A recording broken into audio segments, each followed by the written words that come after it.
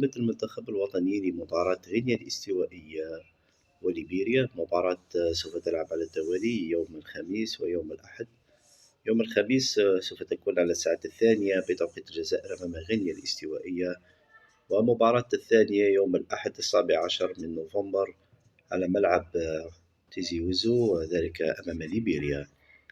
أما فيما يخص قائمة المنتخب الوطني التي سيعلن عليها بيتكوفيتش يوم الخميس إن شاء الله، قائمة المنتخب الوطني الجزائري متوقع بقوة. المنتخب الوطني مباراة خلال فترة التوقف الدولي شهر نوفمبر ما بين 14 و17 من نوفمبر.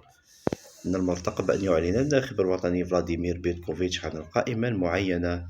وإليكم القائمة: حراسة المرمى بنبوط ومانديريا وغندوزي، الدفاع طوبة بن سبعيني ماندي توغاي فارسي وأيت نوري، عروسي مداني وفايزر الوافد الجديد.